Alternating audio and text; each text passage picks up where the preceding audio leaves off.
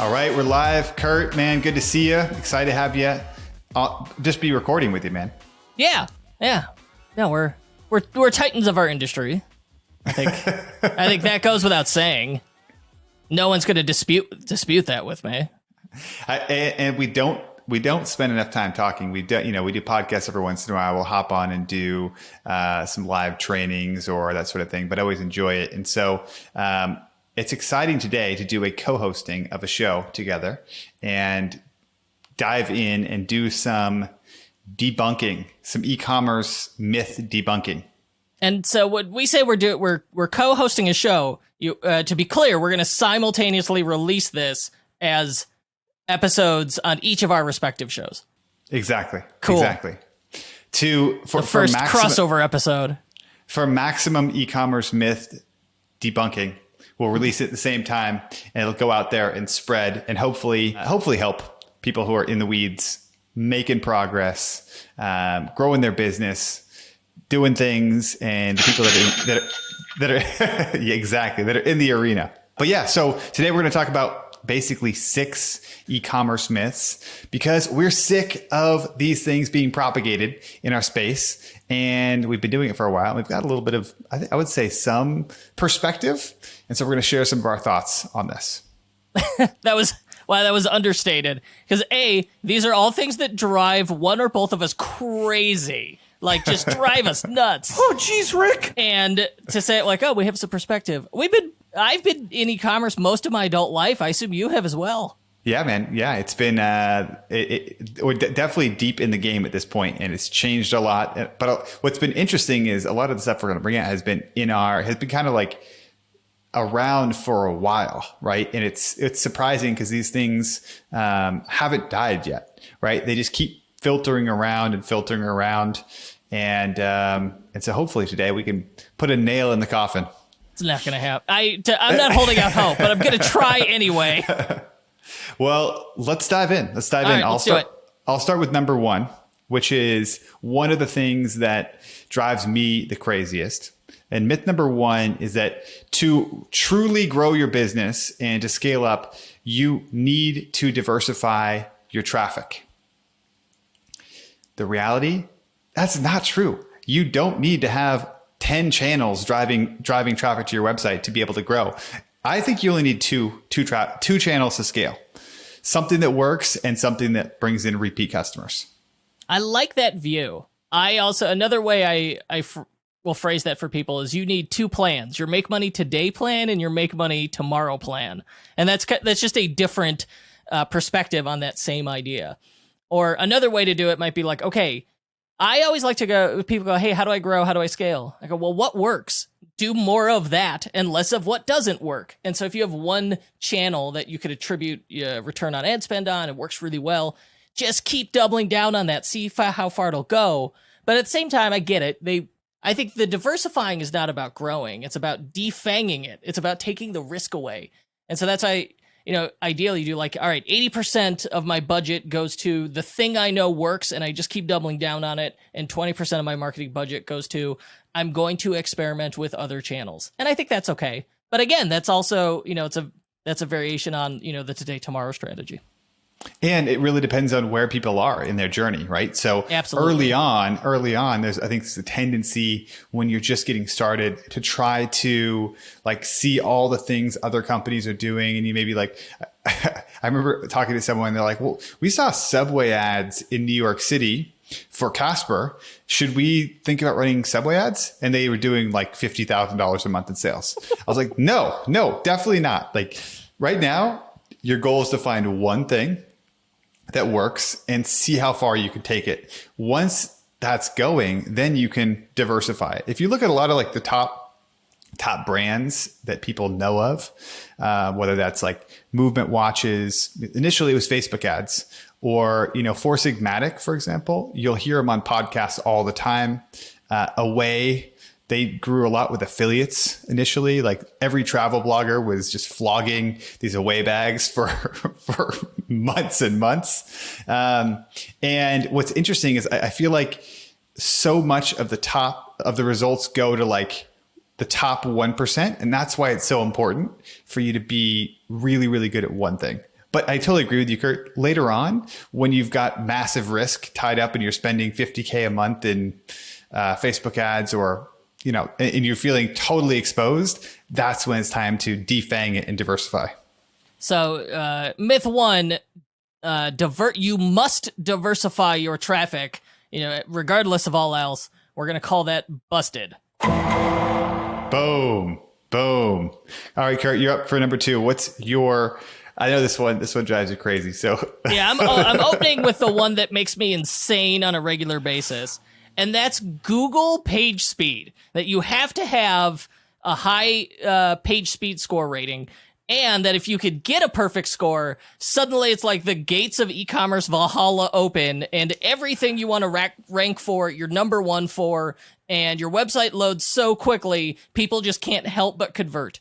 And the reality is, a fast website is nice, and a slow website's not going to help, but it is not like this be-all, end-all, tear your hair out and rip all the content out of the site for the sake of the page speed gods.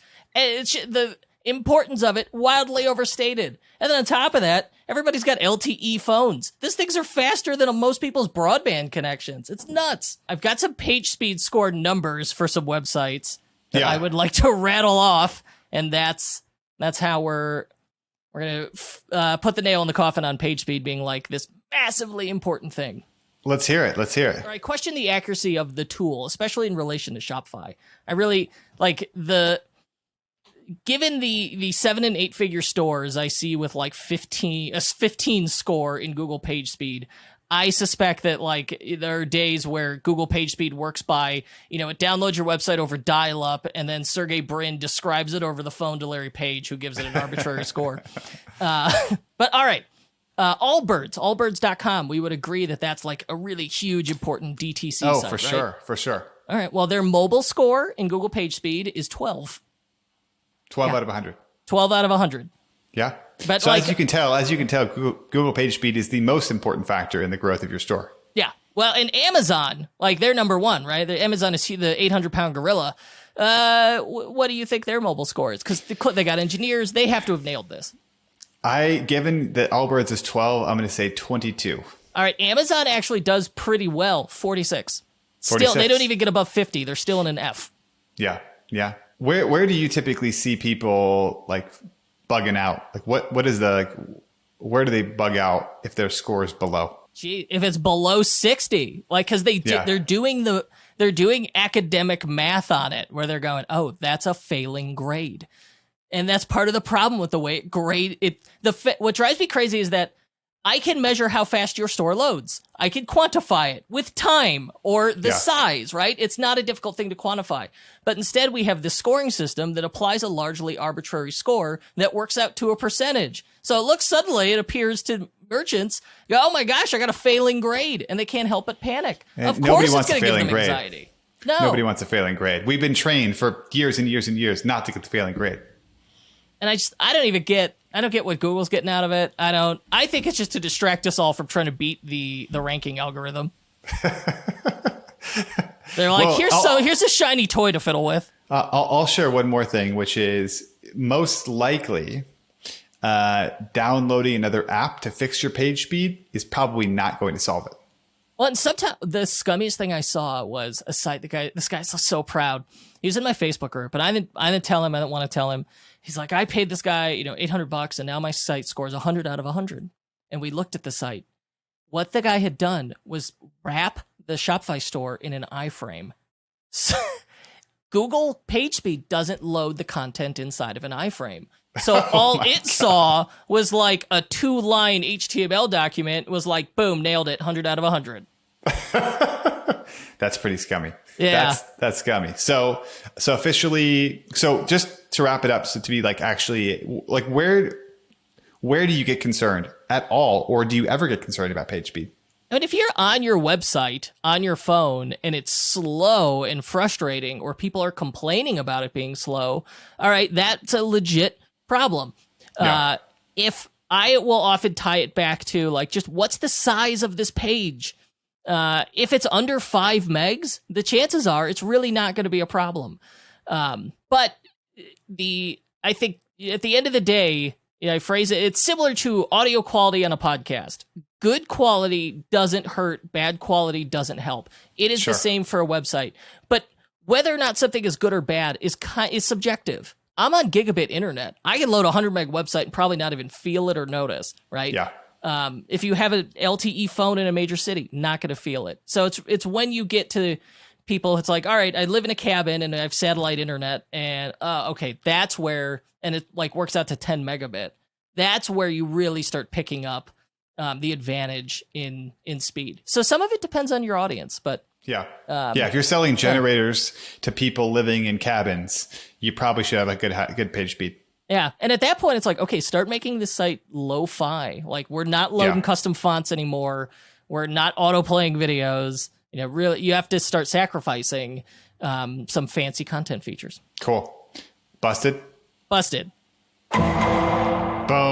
I like it. All right. Number 3. Now, this one is one that I am very passionate about. And I'm passionate about it because I see so many people get caught up in this. Myth number 3 is that you need to be up on all the new stuff in our industry. Get those shiny toys. You got to be in early, and you got to be doing Clubhouse first. You got to be sending Facebook Messenger. You got to be doing all the messaging at all times to everybody, and you got to be the first. I've never seen people so excited about conference calls. Clubhouse? Yeah, Clubhouse. Yeah. Oh, yeah. Conference call simulator. The reality is marketing tactics are not the answer. If you're listening to this, you probably don't need more marketing tactics. You probably have too many already. And I think that this really hits people when they have a very small team. Like maybe if you have 3 people or 5 people in your team.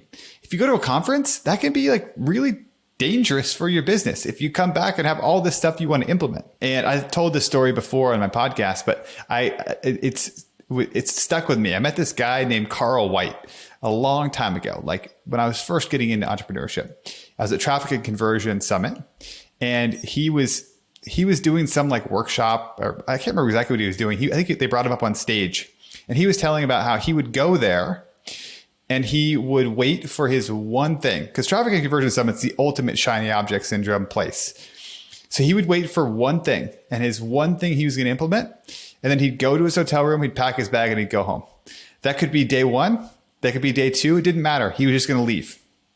And I always thought about that. I think it's so, so important, because one good campaign executed is all you need to have massive success. I mean, one Facebook ad could drive $1 million in sales.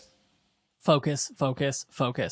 I keep in my 10-year business journey, I just keep relearning the importance of focus, because those shiny toys, they creep in on you and you're like, oh, well, this is cool. Let's try this. Oh, look, okay, let's try that. And you don't see it happening until suddenly you go like, wait, I've gone an inch in every direction and my business has not gone a mile forward. And that's when you just start taking a hard look at stuff and you axe it. You got to Marie Kondo it, where you go, does this spark joy? If this does not spark joy or cash, it is leaving my house and my business, right? I have those moments. And I love your Carl White story, because after doing too many conferences, I don't take notes anymore. I make a list of action items, and then that's it. I refuse to take notes because it's garbage. It's noise, not garbage. So I'll take action items, and then through the conference, and by the time I get back home, I have whittled it down to like, these are the 3 things I'm going to do when I get back. And it sounds like that's too many. Probably, right? I think at the end of the day, like executing one thing, I mean, it's to the same point from the first myth, which is like around diversification. Being in the top 1% at a channel is so valuable, and that requires really working hard on one thing. We're doing a 45-day challenge in one of my program, Intentional Wealth, right now. And one of the guys, the thing he's challenging himself to do is launch a new piece of creative on Facebook every day for 45 days. Wow. And he was like, if I get 2 winners out of that, I'm set for a while. Right. But I mean, it's not trying new things. It's trying new things, but within the context of what he already knows what to do. So that's my rant on the new stuff. By the way, are you on Clubhouse? I am. And you know what? I did. I showed up on a Clubhouse panel, and I've only done it one time. I showed up, I told a story. Toby Lutke, Shopify founder, shows up and is like, I just wanted to say that was really funny. There you So go. after ragging on Clubhouse, my one and only Clubhouse experience was very positive. Was positive. And your business tripled, right? After that? No. I mean, yes, no, maybe. All right. Myth number 3, I think it's busted. Well, you know what? On the new stuff, I think it's about that shiny toy syndrome. A lot of it's about FOMO. Like you hear about a thing, Yeah. and you don't know that it's just like it's a PR campaign or that person got it for free or whatever the heck, and you don't want to miss out. There's people making money with a thing. I want to make money with that thing too, and so that leads us into our next myth: is that if a big brand, and big brand is subjective, if big brand does it, then it must be good and right. And it just isn't the case, because you have no idea why that big brand has come to the decision to do that thing. It could be like they have some weird obligation from a contract no one read right 10 years ago. It could be like the owner's dog told him to do it. You really have no idea. And so to look at when we say big brand, it could be like, well, Amazon does it. Yeah, Amazon does a lot of things that not all of them are necessarily like ethical or moral either. Or a lot of entrepreneurs will have like a portfolio of businesses that inspire them. And if any of those businesses that they really like and wish they were more like, do a thing, install an app, whatever it is, run a promo, they're like, I got to do that too. But you don't know, you don't have the whole story. You're not in their shoes. So I think it's important to have things that inspire you and take that inspiration, but to just blindly follow conventions set by other people because you like their brand is a little nutty. I totally agree. And we can see the same thing when you look to another industry, and we can pull it back and share how it correlates with e-commerce. I look at finance as something that's the finance industry. You go on MSNBC, you see people debating, and they're like, this stock is overvalued. It's, you should sell it right now. It's going to be, it's just totally overvalued. Then you have somebody else who is saying how it's undervalued and you should be buying it. And it's the same with cryptocurrency. Bitcoin's like 58K right now. There's people saying that it's overvalued. It's like way too much. And other people are going to say that it's way undervalued. The reality is they both could be right depending on their time horizon and their strategy. Right. So somebody who is saying the stock is undervalued, if they're trying to hold it for 10 years, they might be totally right.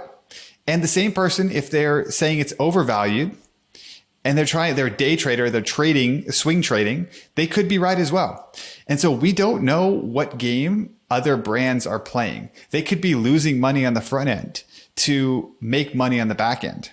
They could have a plan to drive up revenue, raise money, refill the bank account that they've emptied on Facebook ads so they can build some long-term play. And at the end of the day, if you're here running a business and you have a strategy of trying to be profitable, we don't know what they're doing. Right? you don't know what game. The crazy part is some businesses are operating in a mode where they flat out are unprofitable intentionally. And if you're running a business where you want to be profitable and you think mimicking their approach is a good idea, well, you have two completely opposed end goals, right? Yeah, for sure. So, to your point about, I like the MSNBC example. Like I forced myself to stop watching CNBC and those business shows because you're exactly right. It's that like controversy, just talking heads yelling at each other that gets viewers. But like, who knows what the heck they're saying or what their agenda is? And I know I read it. I've seen an article where if you follow Jim Cramer's advice, right? The guy's always yelling and he's doing the sound effects. It's like, oh, buy, sell. If you followed all of his advice over a year, like every time he said to buy, sell, you'd never make money. It is so hard to time the market. That's not necessarily related to e-commerce, though. It's not. I'll share one more random aside with that, though. In the finance industry now, one of the big newsletter companies, Agora, they have to disclose the track record of people writing newsletters. So this person will say like, buy this, get in, this is the next Apple or something like that. And then at the bottom, it'll say, if you followed like Michael and bought all of his stocks for the last 3 years, you'd be down 11%. takes the wind out of it a little bit. Absolutely. All right. So on that note, myth busted. All right. Next myth. The next myth that we'll share is, okay, this is one that I care quite a bit about. And that is to grow.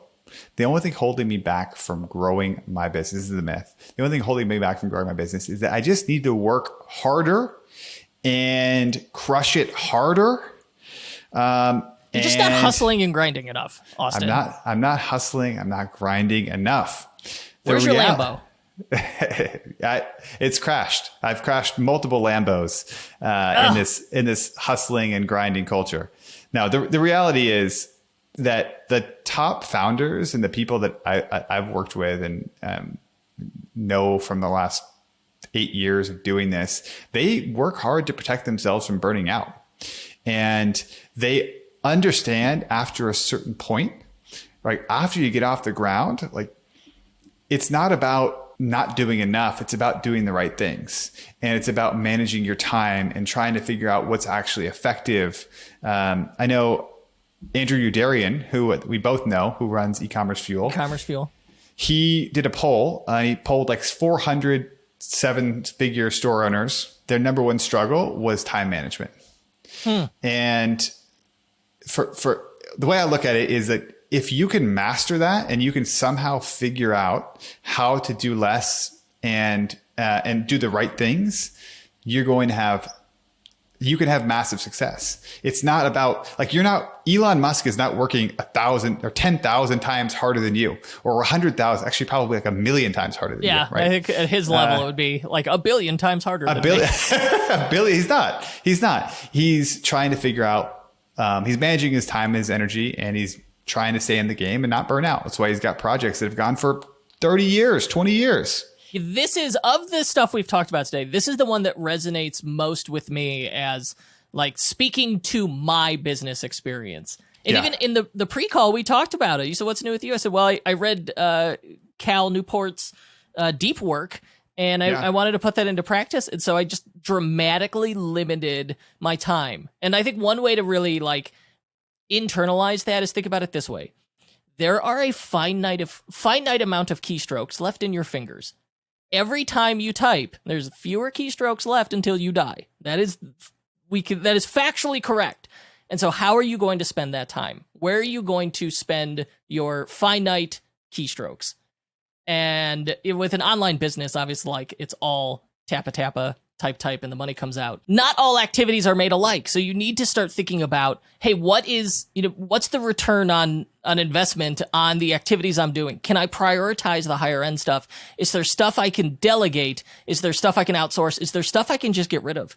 Honestly, the further along I get in business, the more things I say no to. One of my favorite emails I send, I have it mapped to a keyboard shortcut. I type nope. And it immediately just says, hey, thanks for the opportunity, but to protect my time, I got to say no reply needed, send.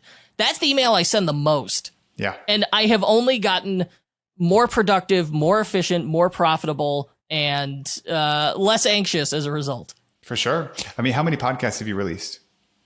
350. If you don't include the guest ones. Once you put the guest ones in, now we're like, I don't know, over 400 easily. Yeah. That's wild. And to be able to do that, I mean, I'm at 300 as well. To be able to do that, you can't burn out. You can't, like you have to, and the returns on all that stuff, all the marketing, all the stuff you're putting out comes in over time. And it comes in, and all the skills you develop with that, all those things, they don't happen right away.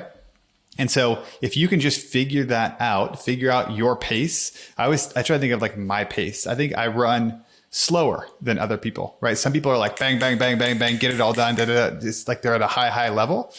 When I'm most effective, I'm slowed down. And when I'm slow, I'm able to make the decisions, like the really good decisions that lead us to much larger growth. Because I'm thinking a little bit more clearly. And I'm feeling through my decisions. So it's not about working harder. Slow down if that's your pace. And that's my myth busted there. The other one that I think, I talked about reading, but I said I read Cal Newport's book. But how is that possible? Because our next myth says people don't read, especially on the internet. No one reads. This one consistently baffles me. Just nobody reads. Well, if that was the case, like, why is it that these really long sales pages perform well and these really longer product descriptions do better? I would love to, I don't even know how we'd set up like the criteria for this, but I bet the length of your product's description correlates to your conversion rate. I really think it does. It's interesting. That'd be an interesting test. Well, okay, so let's go dive in a little bit more, because why is that myth exist? That myth exists because there's a lot of garbage that people write on the internet. I think it goes for there's just a ton of total trash that no one's going to read. So number one, people don't read garbage. Okay. And that could be both the content or how it's formatted. If it's hard to read, I'm not going to read it. Or people reading it less likely, it goes down. And I think the other end of it is if you're running an e-commerce store, or I have several apps in the Shopify App Store, you'll get questions from people, and it's easy to go like, that's in the FAQ, and they'll even type, like they'll reply like, I checked the FAQ and I didn't see my question, and I know full well it's in there. So it's you never hear from the people who read it, figured it out, installed the app, bought the product, whatever it was, and moved on with their lives. You don't hear from them. You only hear from the folks who reach out and go, I didn't see my question answered. And then they ask you the thing that is like wrapped in a blink tag in the product description. And so there's a bit of, I think, confirmation bias going on there that reinforces this idea that people don't read. Now, what I think is true is people skim. So I think you have to, you want longer form content, but you want to make it skimmable. And so that's where you do it. You got to break up your paragraphs, use headings, images, bullet points. And if you can make, I think you want like a 500-word description. It's a little arbitrary, but a 500-word description, and break it up with headings and bullet points. And then, lo and behold, people will read. And if you haven't yet tried to optimize product descriptions through copywriting, man, nothing pays out. Nothing pays out ROI as an optimization quite like copywriting. I mean, there's all kinds of shiny toys. Man, copywriting, that is the revenue driver in many e-commerce businesses. And just to put the nail in the coffin on this myth, I think when we look at an overall trend on the internet, look at what's been growing very quickly. Substack, newsletters, people like long form content. I think people are craving good. I think one of the reasons Substack is successful is because there's quality writers on there, but also they standardize the formatting, kind of like Medium did, so that you can read it and it's easier to digest the content than going to some website where it's all, some $5 an hour VA has formatted it, and it just doesn't look good. But I love your point about the bullet points and writing and thinking of it like some of a sales letter. And yeah, even with Facebook ads, a lot of the best ones, it's storytelling that can be done in video, and also in text. So I love the concept of storytelling. And if people don't read, then you can't tell stories. And if we can't tell stories, we can't sell stuff. Exactly. And if we can't tell stories, life is so much less rich, right? That's what we all connect with. It's what we all connect with. But I get why this myth is so pervasive. It's because when someone places an order on your website, or in my case, I've got several Shopify apps, you get these questions that you've answered. That you've made this abundantly clear on your website. And then you get this question. It's like, I looked everywhere and I didn't see it. And it's like, wrapped in a blink tag somewhere, right? There's also different types of buyers, right? There are people that can buy with very little information. They're like gut feel buyers. And there's people that are going to scour over your page looking for every answer, the more technical buyers. And then you have morons. Just I always think about this example. Think about how big was your high school, Kurt? Oh, geez. Several thousand people. Okay. Several thousand people. Now think back to high school. there are some people there Ew. that I could never understand what was going on in their head. And when you think about the scale of the internet and the number of people going to your website, when you get crazy, outrageous comments or people that are like, I read your entire website, I didn't see anything. It comes back to the margins, and you're always just the scale of the internet. You're always going to have the YouTube cesspool of comments. You idiot. And so to the point, bringing it all back, like, you're not ever going to please those people. It's writing quality, good content and a sales page and a sales letter for the type of people that are going to read through your site. And there's a good chunk of people that will go through and make a purchase. And it really does make a huge impact. It's also like, it's not just brand, like copy.